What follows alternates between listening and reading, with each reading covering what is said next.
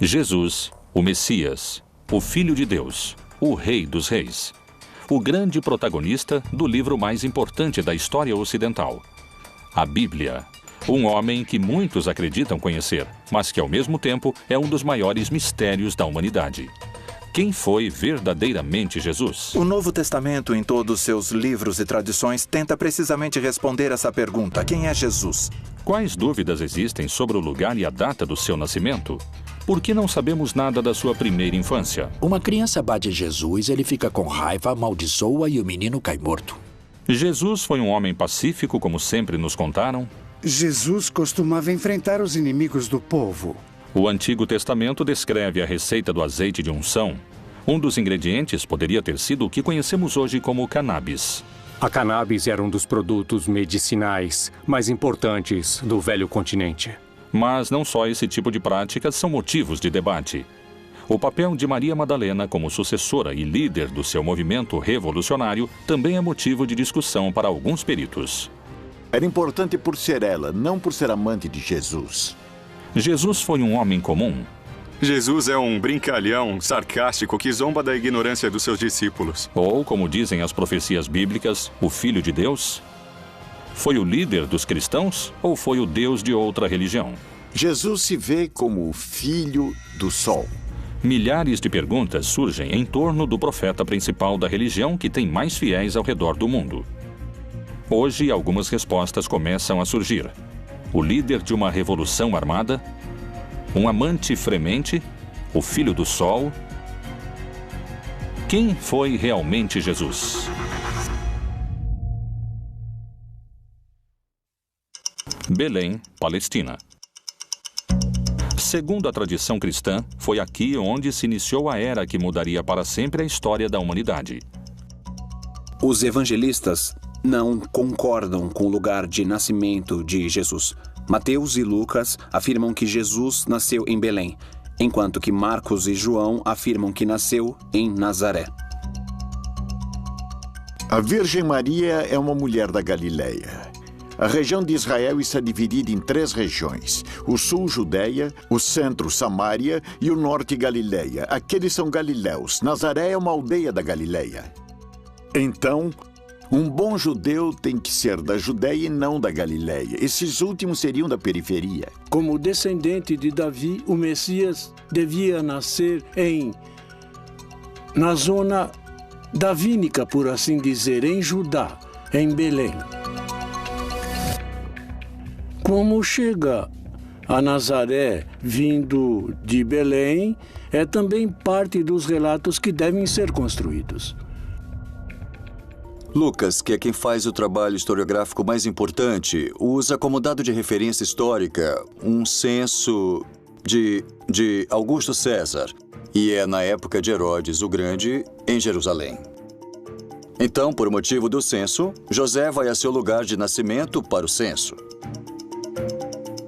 Alguns dos historiadores não encontram o censo de Augusto naquela época. Eles encontram um censo de Herodes Antipas de 10 anos depois. É um censo local, não é um censo imperial.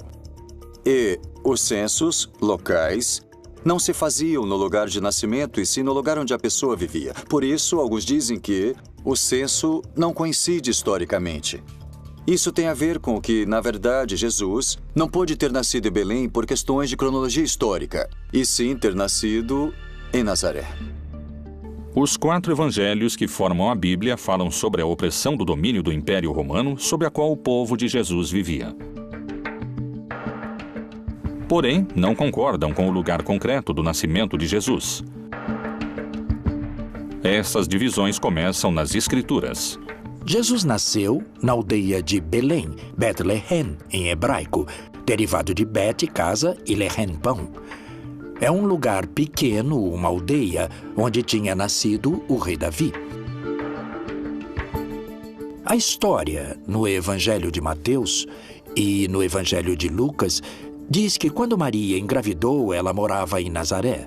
Nazaré é uma outra região, está na região da Galileia. Está no norte do país. Nazaré, Israel. Uma pequena cidade em que hoje moram apenas 70 mil habitantes. está localizada a 115 quilômetros de Belém. 2 milênios atrás, essa viagem demorava quase uma semana e era em um território desértico, onde você podia morrer de desidratação ou como vítima de ladrões e bandidos. Mas por que fariam uma viagem tão perigosa e complicada? Por causa da ordem que deu Augusto César de que, para realizar o padronamento, o censo, os homens com propriedade deviam voltar ao lugar onde tinham suas propriedades.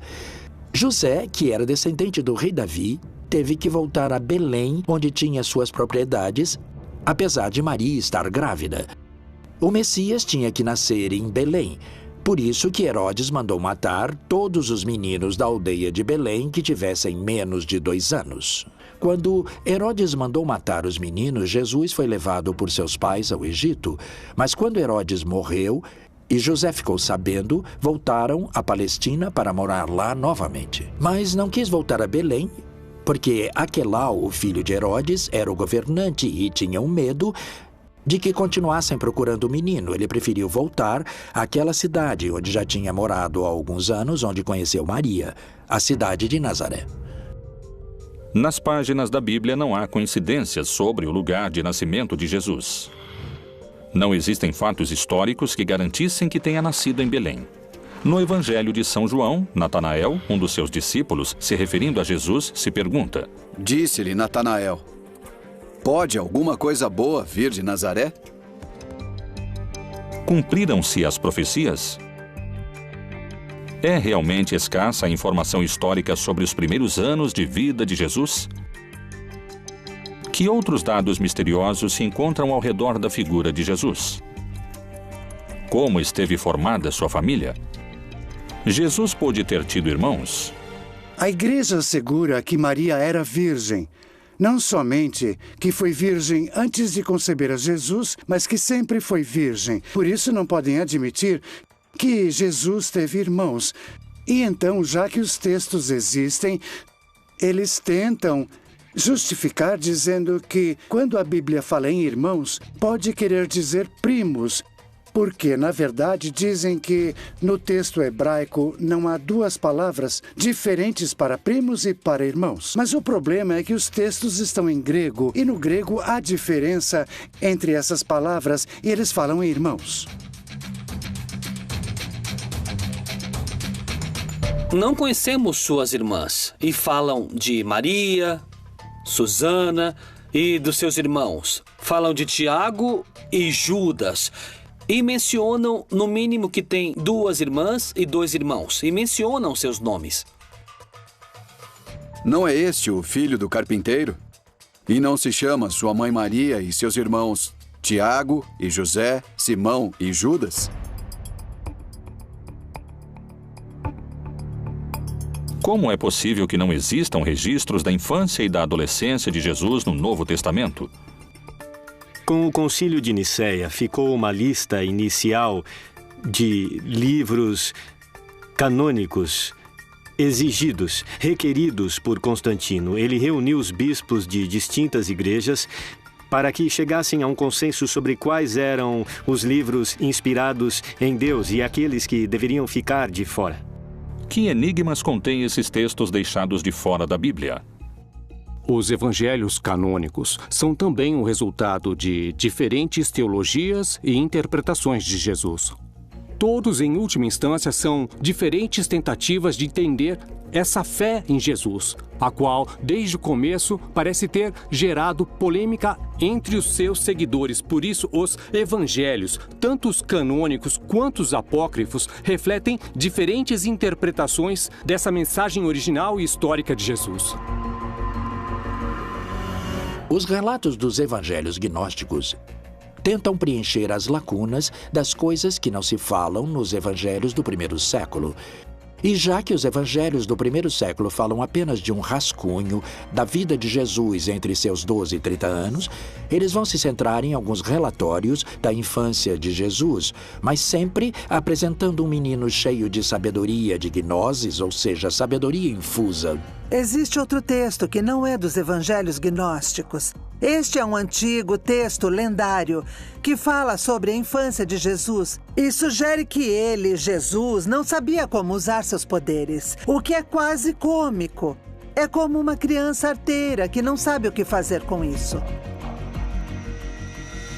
Jesus é um homem de paz, mas não deve se confundir com o sentimento pacifista que entendemos nos nossos dias, porque vemos muitas vezes a Jesus com um temperamento forte, inclusive fazendo coisas que nos pareceriam violentas. Um menino que corria esbarra e bate Jesus por detrás. Jesus fica com raiva, amaldiçoa e o menino cai morto. Então, até Maria não suplicar a Jesus que ressuscite o menino, o assunto não se resolve. A imagem de Jesus maltratando seus semelhantes seria inadmissível para o cristianismo. Poderiam ter escondido essa versão? É possível que essa tenha sido uma característica do verdadeiro Jesus? O jeito de Cristo de ser pacífico é o ensinamento de levar as decisões da pessoa ao nível mais profundo da consciência, a agir desde o interior, desde dentro. O ensinamento de Jesus sobre oferecer uma face quando te baterem na outra se transforma num ensinamento mais geral sobre não exercer violência contra aquele que te persegue. Não significa deixar o violento continuar na violência. Significa permitir que a vítima, ela mesma, se torne violenta a partir da violência padecida. E se o verdadeiro Jesus não oferecia outra face, como asseguram?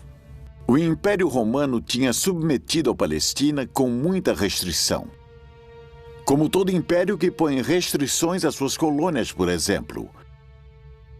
O campo estava devastado. Esse era o contexto. Um país dominado por Roma. E muitos esperavam um Messias guerreiro que fosse libertá-los do Império Romano. De fato, Jesus era do norte da Galileia. A Galileia tem uma característica: tinha muitas guerrilhas de revolta contra o Império Romano. Foi Jesus o Filho de Deus ou um revolucionário armado insubordinado contra o poder do Império Romano? Quem foram seus mestres que o guiaram como líder da resistência, que seria contra a opressão do Império Romano?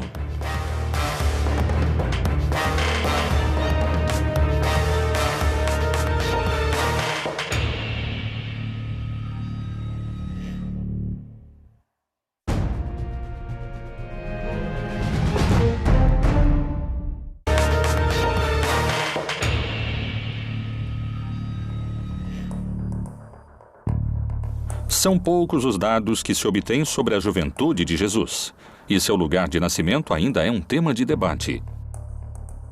O que ninguém duvida é que lá pelo ano 0 da nossa era, Roma tinha se tornado o império mais extenso antes visto na humanidade.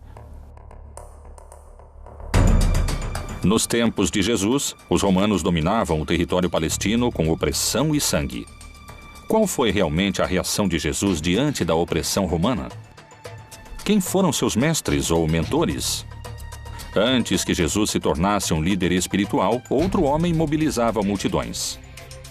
Era conhecido pelos seus batismos no Rio Jordão. Foi um dos profetas mais importantes da sua época, e para muitos podia chegar a ser o Messias. João Batista foi filho de um sacerdote judeu. E todo sacerdote judeu é filho da família de Arão e da tribo de Levi.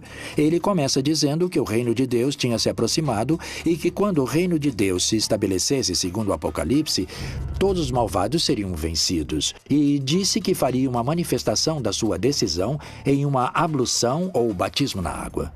João Batista era um predicador carismático. Seu sermão começava a ser cada vez mais desconfortável para os líderes romanos. Ele era um revolucionário naquela época. João Batista foi um dos profetas que, naquele momento, lideravam o movimento contra a dominação romana e também contra a dominação sacerdotal. Nesse movimento é que Jesus de Nazaré inicia sua militância. Jesus de Nazaré se incorpora no movimento de Batista. Ele é batizado pelo Batista. O batismo era o sinal de entrada a esse movimento. Herodes Antipas vê que o movimento de Batista é perigoso, Então faz com que o aprisionem e depois com que o assassinem.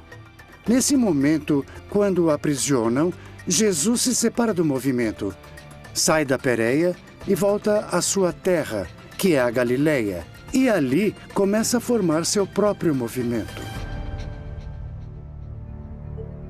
A partir do batismo, todos os sinais e eventos apontam que esse carpinteiro de Nazaré é alguém extraordinário. É alguém que tem o apoio do Espírito Santo, que era basicamente a presença de Deus no mundo para estabelecer seu reino. Jesus se tornaria o líder de um movimento cada vez mais multitudinário. Que filosofia ou prática cumpriam os essênios naquela época? Os essênios foram um grupo que tinha pensamentos muito importantes durante aquela época. Os essênios eram uma escola de pensamento iniciático, esotérico. Muito provavelmente Jesus, naqueles períodos da sua vida, dos quais se conhece relativamente pouco, porque está pouco explicado nos evangelhos. Estou falando do período da sua adolescência, da sua infância. Há muitas alusões a que Jesus possivelmente foi educado entre esses essênios. Os essênios foram um grupo, uma seita judaica, que tem relação com a origem da pureza. A primeira notícia que temos sobre eles é a de Flávio Josefo, que diz que eles viviam no deserto de Judeia. Era um grupo que tinha se distanciado do sacerdócio oficial em Jerusalém, porque o consideravam cúmplice do Império Romano e corrupto na sua forma de viver a religião. Qual era o contexto social da época que pôde ter seduzido a Jesus e a João Batista a fazer parte dos essênios? Segundo a Bíblia, Jesus se movia com um grupo de discípulos pelas terras da Judéia. Esse movimento podia ser perigoso sob os olhos do Império Romano. Quando Jesus começa a fazer parte do movimento e começa a ser perseguido, devemos levar em conta que a perseguição que estabelecem tanto Herodes Antipas, desde a Galileia, como o Império Romano também o faz desde o princípio. No Evangelho de Marcos, no capítulo 3, consta que os fariseus vão procurar os partidários de Herodes Antipas, para matar Jesus, para eliminá-lo. Por isso, Jesus nunca consegue entrar de fato nas cidades. A única vez que entra em uma cidade é em Jerusalém e lá o matam. Os seguidores do Império Romano não hesitaram em decapitar João Batista. Jesus colocava sua vida em perigo e o movimento devia ser muito organizado. E levantando-se dali, foi para os termos da Judéia, além do Jordão. E a multidão se reuniu em torno dele e tornou a ensiná-los, como tinha por costume. Ele expressa com muita clareza em um debate que acontece com seus próprios discípulos. Eles dizem para Jesus que quando se consolidar o reino de Deus, eles vão dividir o poder. E Jesus diz, vocês estão completamente errados porque não há nada para dividir. Porque vocês acreditam que o conceito de poder é a dominação, ou seja, que é a arquia. Daí que vem hierarquia, isto é, domínio sagrado. Vocês têm que pensar nele como diaconia ou como douleia, no grego, que significa serviço, como escravo que serve. E, portanto, ele diz, nesse projeto, os últimos, ou seja, os camponeses, os pobres, serão os primeiros. Era revolucionário não só para aquela época, mas para todas as épocas. Na verdade, o seu projeto era o projeto daquilo que hoje nós denominamos comunismo. Quais poderiam ter sido os motivos pelos quais seu movimento teria aumentado a quantidade de seguidores exponencialmente? Evidentemente, os signos extraordinários que Jesus Cristo realizou puderam gerar um assombro e um crescimento no grupo daqueles que o seguiam. Os evangelhos, além de falarem sobre eventos pontuais de milagres, fazem sumários que também nos permitem entender quais seriam essas atividades. Teria realizado curas de enfermos, teria realizado exorcismos, ou seja, expulsão de demônios, teria realizado inclusive algumas ressurreições, ou seja, trazer à vida uma pessoa que estava morta.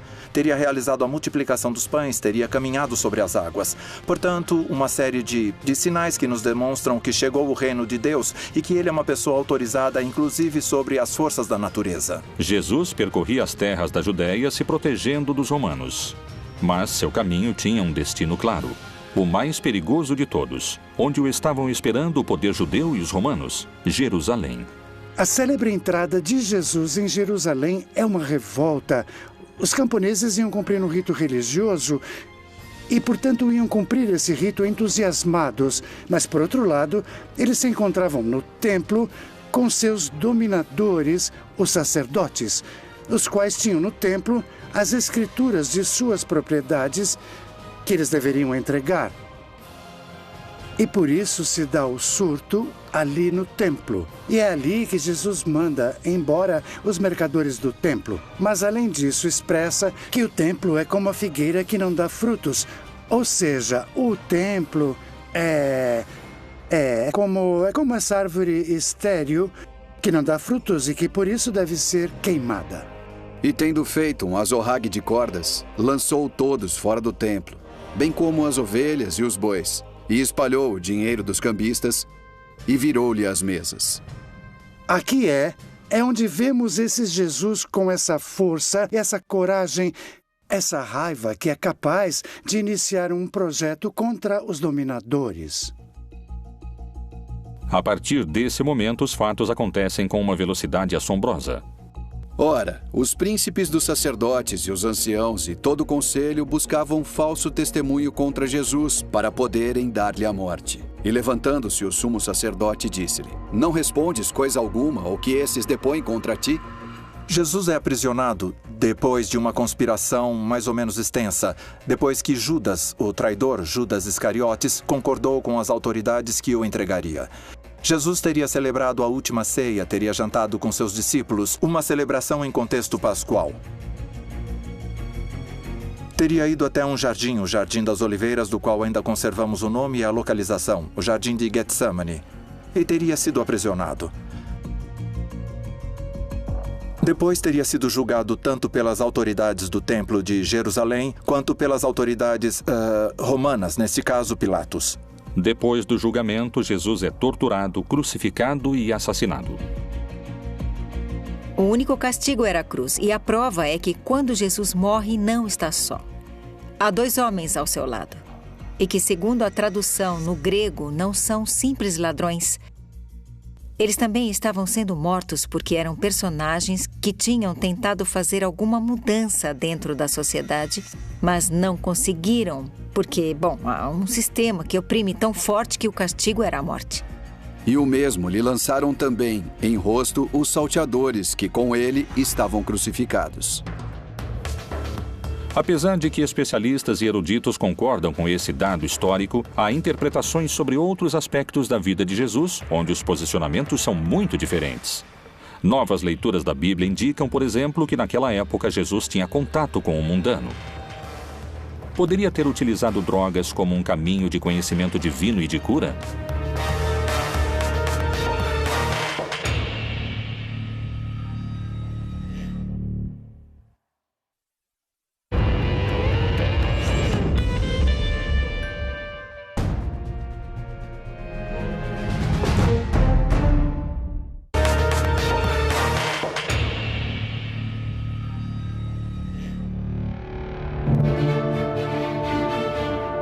Segundo o que conta a tradição bíblica, durante seus anos, Jesus percorreu as terras da Judéia fazendo milagres.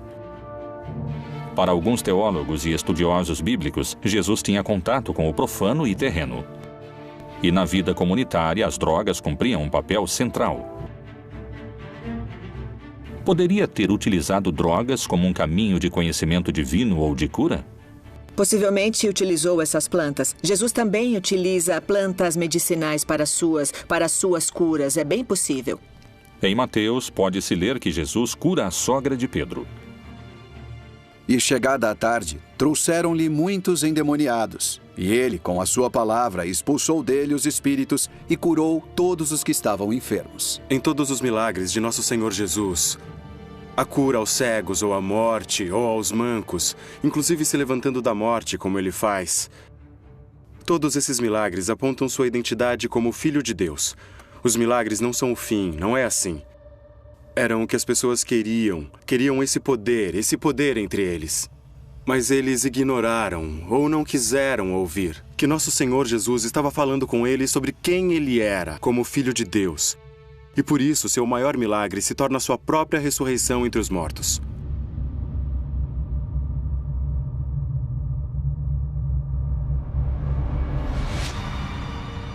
Por onde ele passasse a mão dele, a saúde se propagava. Jesus, o Messias. Foi capaz de realizar milagres ou estamos na presença de alucinações coletivas?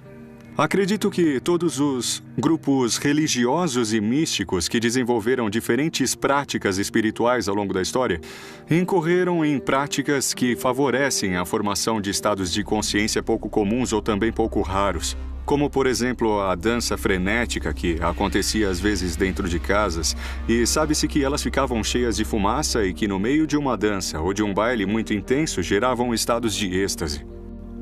E seguramente puderam ter sido utilizados entorpecentes naturais que eles alegavam que tinham alcance, claro, como são utilizados por pessoas hoje em dia. No Evangelho de Marcos, se faz referência ao caráter curativo do azeite de unção, com o qual os 12 apóstolos banhavam os doentes. E expulsavam muitos demônios, e ungiam muitos enfermos com óleo, e os curavam. Quais eram os elementos que transformavam esse azeite em um líquido altamente curativo? Temos os ingredientes definidos com bastante exatidão, estão descritos na Bíblia e inclusive temos as quantidades que devem ser agregadas ao azeite para poder realizar essa mistura, esse azeite de unção. Tem alguns componentes como a mirra, como a canela, como o canebossem, que provavelmente é um dos indícios de que temos o uso da cannabis desde os tempos bíblicos. No Antigo Testamento, no Êxodo 30, de 22 a 25, Jeová fala com Moisés e lhe indica a receita correta do azeite de unção. Tu, pois, toma para ti das principais especiarias. Da mais pura mirra, 500 ciclos, e da canela aromática a metade, a saber, 250 ciclos. E de cálamo aromático, 250 ciclos. E de cássia, 500 ciclos, segundo o ciclo do santuário. E de azeite de oliveiras, 1 hin. Nada parece estranho nesse texto. 3,5 litros de azeite de oliva misturados com diferentes plantas aromáticas. Mas descobriram algo inquietante. Esse azeite era utilizado única e exclusivamente para ungir reis, profetas ou personagens importantes. Não era um azeite que fosse utilizado em outro tipo de circunstâncias. Era exclusivamente para aquilo. O cannabis, em hebraico, se chama canebossem, que significa a cana do perfume. E se nós pudermos dar um pouco de asas à nossa imaginação, apesar de não ser aceito por todos os acadêmicos que se dedicam à linguística, aparentemente canebossem pode virar canebós e depois pode virar cannabis. E finalmente seria cannabis sativa, que é o nome do Ineus, que é o nome da planta hoje. Jesus, sendo judeu e tendo caminhado por todas as terras da Judéia, de Samaria e até o Oriente, o mais seguro é que tenha entrado em contato com as tribos que povoaram essas regiões e provavelmente até na Índia, onde se pensa que Jesus possa ter entrado em contato com alguma dessas substâncias, já que em algum momento passou lá uma parte da sua vida. A cannabis era um dos produtos medicinais adivinhatórios místicos mais importantes do velho continente. Por outro lado, a experiência com drogas vai ser sempre subjetiva, ou seja, só a pessoa que está experimentando a alucinação pode sentir essa presença. Mas não há um milagre do lado de fora, aquele que está do lado de fora não sabe o que acontece. Os evangelhos aceitos pela Igreja Católica nos permitem indagar sobre o uso de plantas psicotrópicas para a cura. Mas o que revelam esses textos? As drogas eram uma ferramenta do primeiro cristianismo para se aproximar ao conhecimento? O consumo de psicotrópicos era uma prática comum? Alto Egito, 1769. A tradução do segundo livro de Geu revela certos rituais xamânicos presentes nos anos de fundação do cristianismo. O Senhor providenciou um lugar para as oferendas, colocando um jarro de vinho para a direita e outro para a esquerda, e derramou algumas bagas e especiarias em torno dos recipientes. Ele, então, colocou uma certa planta em suas bocas, e também outra planta em suas mãos, e estendeu, em ordem, em torno do sacrifício da iniciação. Durante esses 2000 longos anos da igreja, o vinho que sempre foi utilizado era o vinho de uva, sem nenhuma outra mistura e nem de ervas aromáticas nem de álcool. Vinho puro de uva. Os textos gnósticos permitem compreender o uso das drogas a partir de um aspecto revelador. A imagem de um Jesus utilizando substâncias se afasta cada vez mais do Messias, do Cristo católico. Mas essa não é a única imagem distorcida que muitos especialistas induzem à figura de Jesus. Alguns asseguram que, a partir do enfoque político, existia um vínculo entre Jesus e Maria Madalena. Essa afirmação poderia mudar para sempre a construção que se fez historicamente da relação entre eles. Maria Madalena foi seu braço direito na cruzada revolucionária que o Messias levantava contra o Império Romano?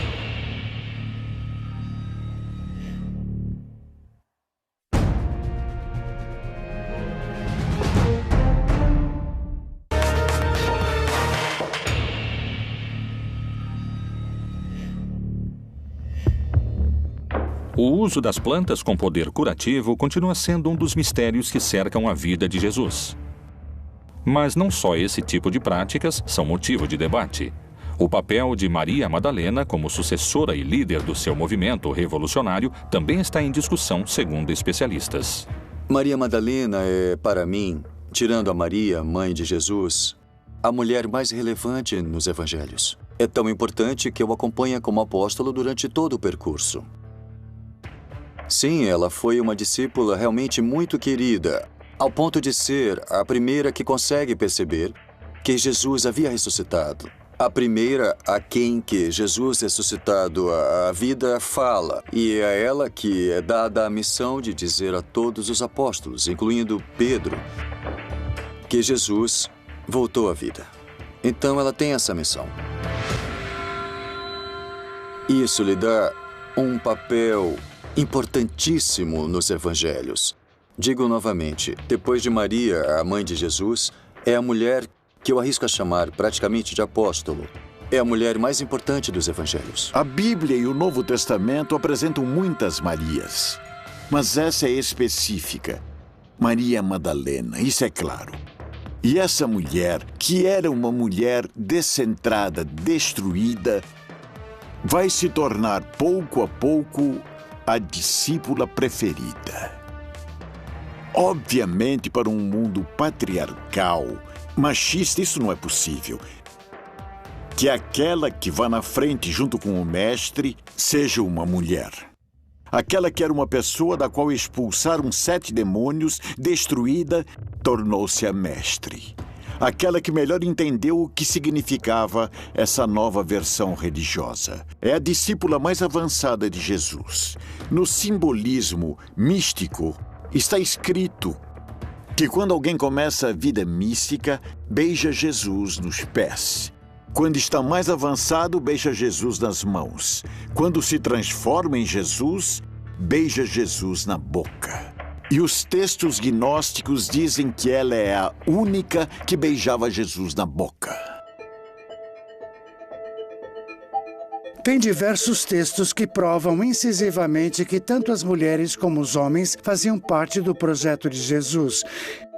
Esses textos nos ajudam a entender a radicalidade da revolução que significa o projeto de Jesus, porque a liberação da mulher é uma coisa absolutamente impensada naquela época. E pensemos que, nesse momento, ainda estamos lutando por isso e que Jesus já tinha se adiantado completamente a tudo isso. E em seu movimento, tanto homens quanto mulheres participavam em condições semelhantes. Os livros gnósticos ajudam a formar uma opinião diferente daquela que pode se encontrar entre as páginas do livro sagrado. Akhmin, Egito, também conhecida como Panópolis. Durante o século IV e o século V, foi uma das capitais do cristianismo copto. Em janeiro de 1896, um grupo de arqueólogos trabalhava num antigo cemitério cristão. Surpreendentemente, descobriram um códice antigo, que continha uma série de papiros escritos em copto. O códice foi doado ao Museu de Berlim. Sobreviveu nos arquivos do Museu Alemão a 2 guerras mundiais. Teve que esperar até 1955 para ser traduzido. E então se fez público uma descoberta reveladora. O Códice de Armin continha 4 textos gnósticos. Um deles era o Evangelho de Maria Madalena. Faz pouco tempo encontrou-se o Evangelho de Maria Madalena, onde ela aparece muito como um líder entre os apóstolos. É ela que se reúne com os outros quando estão com medo de sair para pregar o Evangelho, porque temem morrer como Jesus morreu. E ela fica em pé e diz que tem coragem, porque o Senhor nos transformou, e então ela lhes prega a palavra de Jesus. O Evangelho de Maria Madalena se refere que a mulher vai ter uma importância muito grande pelo motivo de que é necessário retomar as ideias de que Deus também é feminino ou que também há deusas. Isso é, que há uma influência gnóstica no que se refere à ideia de uma deidade feminina, planteada em muitas religiões. Daí é que Maria Madalena vai representar uma mulher iniciada na sabedoria. Só existem 3 códices que contêm o Evangelho de Maria Madalena, 2 no grego e 1 em língua copta. Nenhum está completo e só se recuperaram alguns fragmentos. Esses textos poderiam mencionar Maria Madalena como líder do movimento de Jesus? Ela prega sobre a palavra de Jesus e mais tarde Pedro lhe diz: não acredito que o Senhor tenha dito isso, creio que ela está inventando e que ela mente. E ela começou a chorar e disse: irmão Pedro, eu não sei do que está falando. Então, os outros discípulos entraram e também começaram a defender Maria e disseram que o Senhor amava muito. Quem é você para dizer que ela é uma pessoa inferior? Depois de ter dito isso, Maria Madalena se calou. Pedro respondeu e disse aos irmãos: dizei o que tendes para dizer sobre o que ela falou. Eu, de minha parte, não acredito que o Salvador tenha dito isso. Então, Pedro ainda estava com raiva de Maria. Mas Maria ganhou a discussão no Evangelho secreto, que nunca fez parte do Novo Testamento, talvez por esse motivo. Nos canônicos, Maria Madalena é a testemunha da morte, da sepultura e da ressurreição. A primeira pessoa a quem ele fala é a mulher chamada Maria Madalena. O fato de que Jesus fale com Maria Madalena antes de falar com qualquer outro dos discípulos poderia significar que é ela quem ele escolhe como sucessora do seu movimento? Era uma mulher que era importante por ser ela, não por ser amante de Jesus. Obviamente, porque Jesus morto lhe deixa o poder à amante. E pega o valor e pega a força de ser a líder de uma comunidade religiosa sendo mulher. E a envia a anunciar a seus homens que ele está ressuscitado. Pedro entra no túmulo e não o vê. Quando Pedro sai, ela entra e é com ela que ele fala, não com o homem. E ela tromba com ele e não o reconhece. E ela pergunta: onde você colocou o corpo do meu senhor? Então ele a chama por seu nome. Miriam, ele diz. Quando falam teu nome, você sabe que é você sujeito. Quando ele a chama, ela o reconhece. Ela percebe que é Jesus. Através dessa exposição, procuram legitimar uma corrente de comando que se transmite através da ressurreição à sua primeira testemunha. E Jesus, tendo ressuscitado na manhã do primeiro dia da semana, apareceu primeiramente a Maria Madalena, da qual tinha expulsado 7 demônios. Ela é de uma cidade, Migdal. Por isso é Maria Madalena ou Migdal. Migdal quer dizer torre fortificada. No lago de Tiberíades havia um porto de pescadores. Ela é de Migdal, por isso seu nome era Miriam, Maria de Magdala. O fato de Maria Madalena não levar unido o nome ou o sobrenome do seu pai ou do seu marido, mas o da sua cidade, indicava na época que era alguém independente. Não estava submetida a outras pessoas e tinha autoridade para fazer parte do grupo de Jesus. Uma mulher tão renomada como Madalena é sempre citada como a mulher de Magdala, ou seja, a Madalena. Esse é um título de homem, não é um título de mulher, porque as mulheres sempre eram citadas como mulher, esposa de ou filha de, mas não como mulher, cujo sobrenome é o lugar onde ela mora. Isso era comum nos homens. Em contrapartida, Madalena já carrega um valor em si. Como pedem alguns pesquisadores, talvez seja o momento de revisar o legado histórico de Maria Madalena e descobrir se ela foi a verdadeira líder que levou adiante o movimento de Jesus depois da sua morte. Outro mistério percorre o projeto do Reino de Deus. A Igreja Católica teria escondido um segredo que poderia questionar 2000 anos de cristandade? Qual é a assombrosa relação que existe entre o Filho de Deus e o Filho do Sol? Será que talvez eram a mesma pessoa?